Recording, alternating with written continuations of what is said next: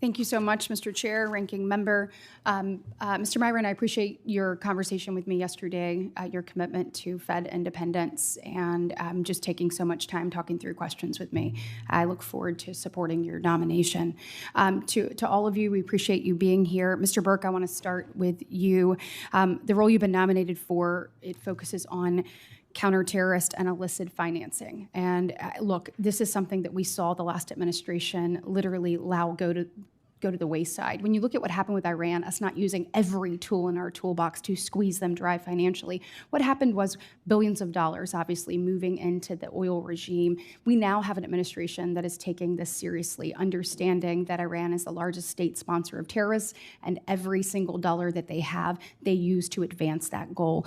My question for you is, looking at President Trump's maximum pressure campaign, driving that, I think we've seen real successes here, but can you speak generally to the seriousness of this, and how critical is it that we enforce the sanctions that are on the books to the fullest extent, particularly when we're talking about the Iranian regime?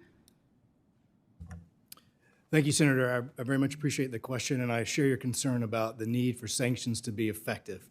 And I think one way to do that is to understand, and as you mentioned, President Trump has re-implemented the maximum pressure campaign on Iran. And I know from my previous time at Treasury working on that issue, what that actually means. It's a multifaceted approach. It's not just about imposing new sanctions on new targets, but it's actually complemented by extensive diplomatic engagement with partners and allies around the world, and also the private sector, to identify the risks associated with exposure to Iran so they can take action as well to curtail that Iranian activity. And we've certainly seen that in the past when there is a maximum pressure campaign.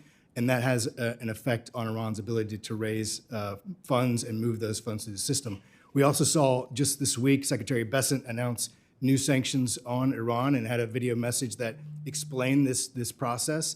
And also what's very important to complement that maximum pressure is that the world understands the United States is intent on targeting actors around the world who continue to support Iran's activity, and that's what the actions this week did. And Secretary Bessent made reference to some of the impacts that those actions are seen in terms of reducing Iran's oil revenue, but also reducing its ability and disrupting its ability to move funds and to move logistics around the world to procure or trade in oil. So if confirmed, I look forward to supporting that effort. Excellent. I want to kind of drill down on secondary sanctions. I mean, we know, particularly in the last administration, where we had lax sanctions, where they weren't enforcing them, allowing countries in Southeast Asia to openly disregard our sanction policy and sell Iranian crude oil to China. We saw it happen. I think it's absolutely unacceptable. And I'd argue one of our most effective tools is actually secondary sanctions to discourage foreign countries and entities from doing business with Tehran. And I'd like to know, what are your thoughts on that, and how can we better utilize the secondary sanctions available to us to use them against these nations that attempt to undermine the United States and aid Iran? Thank you, Senator. I think it's a very important concept, and it goes to the multifaceted maximum pressure campaign approach. Secondary sanctions are intended to change behavior.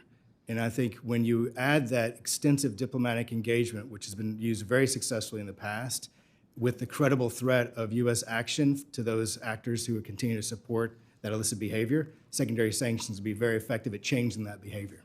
Well, I want to stay on national security for a second, and Mr. Pinkerton, I'm going to come to you. When looking at China, the CCP is clearly looking to undermine America at every single turn, and one of the ways I feel like they've done that, obviously, is buying up American agriculture and farmland. I think many of us on this dais, particularly on this side, have been fighting against that with bills and legislation trying to push back.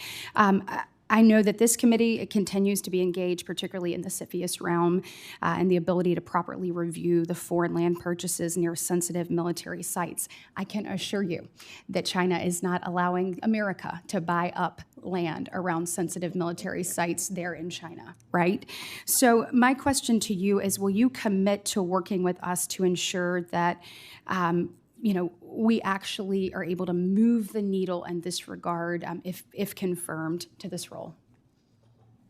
Senator, thank you very much for the question. I will absolutely commit to working with you and this committee on these really important national security matters. When it comes to farmland, I think Secretary Rollins has said food security is national security, and I completely agree with that.